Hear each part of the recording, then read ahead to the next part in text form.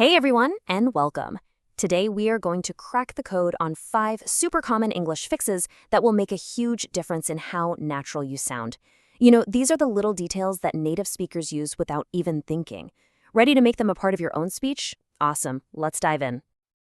So, do you ever get that feeling? You know all the words, you've studied the grammar rules, but when you actually speak, something just feels, well, a little bit off. It is such a common frustration for English learners, so trust me, you are not alone. But don't worry, we are absolutely going to fix that today. All right, for the next few minutes, let's put on our detective hats. We're going to become language detectives. Our mission? To uncover 5 key secrets that will seriously level up your English and help you sound way more natural.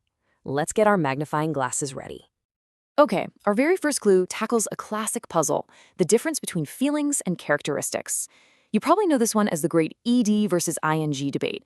This is honestly one of the most common mix-ups I see, but the logic behind it is actually crystal clear once it clicks. So take a look at these pairs. On one side we have I feel bored, on the other it is boring. Or I feel excited versus it is exciting.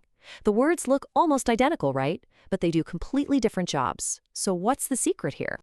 Well, it's all about where the feeling's located.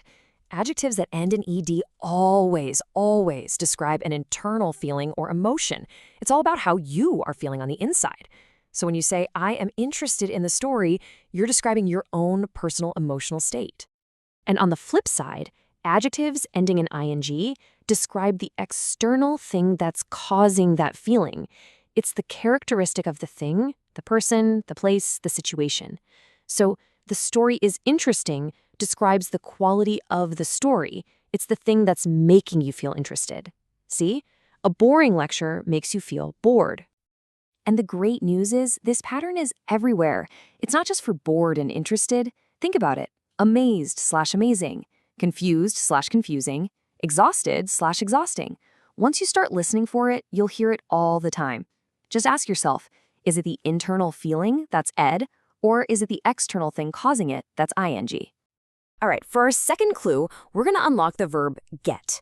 Now, get is one of the most flexible and, let's be honest, sometimes frustrating words in English. The secret isn't to translate it word for word. No, the real trick is to learn its common phrases, what we call collocations, as one single unit of meaning. Let's see how these work in a little story. Imagine you decide to learn the guitar. At first, it's really hard to get through a whole song, and you often get distracted, but you keep practicing to get better at it. After a while, you get used to where your fingers go, and you really start to get into playing. Now, you get excited about learning a brand new song. See how each phrase is like a single Lego block with its own special meaning?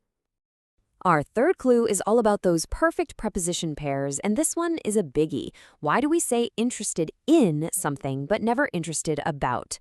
The simple, if maybe a little annoying answer is, well, that's just how the language works. These are fixed pairs that you just have to learn together. Think of this slide as your new best friend, your cheat sheet. Interested always takes in. Excited needs about. Frightened pairs up with of. When you're talking about a skill, good uses at. And when you mean accustomed to, used goes with to. Honestly, memorizing these little combos is one of the fastest ways to sound more accurate. But wait, there's a little plot twist. Let's look at the word annoyed. This one can actually use 2 different prepositions, and your choice changes the meaning.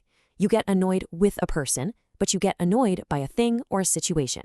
So you might be annoyed with your brother, but annoyed by the loud music he's playing. On to our fourth clue, which tackles a really common point of confusion, near or nearby. They both mean close, right? So what's the actual difference?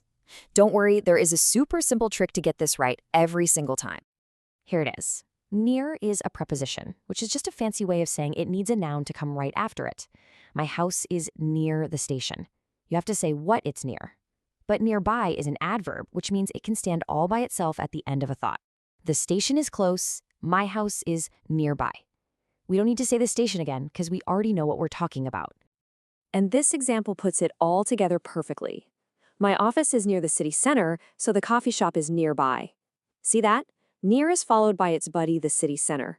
But nearby just hangs out at the end all by itself, and we totally understand it means near my office. Simple, right?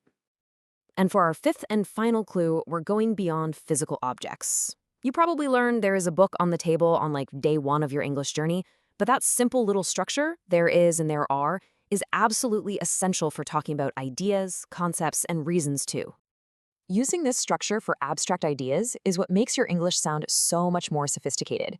Instead of saying something clunky like, a concept exists, a native speaker would just say, there is a concept I want to explain. We use it to state facts, like there is a difference, or there are several reasons. You can even use it to deny ideas, with that famous phrase, there is no such thing as a free lunch. So we've uncovered our 5 grammar clues. But now we get to the most important part. What's the one skill that connects all of these rules and will actually help you master them for good? Let's talk about your new learning superpower. That superpower is called noticing. And it's not a passive thing. It's a very active skill. It's about training your brain to pay attention to these grammar patterns whenever you're listening to English music, watching a movie, or reading an article. It's about turning on your grammar radar. Because here's the thing. The real secret to sounding natural isn't just about memorizing rules from a textbook. I mean, that's a great start. But true fluency comes from seeing and hearing these patterns used naturally by real people, out in the wild. When you start noticing them, they stick in your brain on a much, much deeper level. So your mission, should you choose to accept it, is to start noticing. Keep those detective eyes and ears open. After hearing all this, which of these 5 patterns do you think you'll notice first?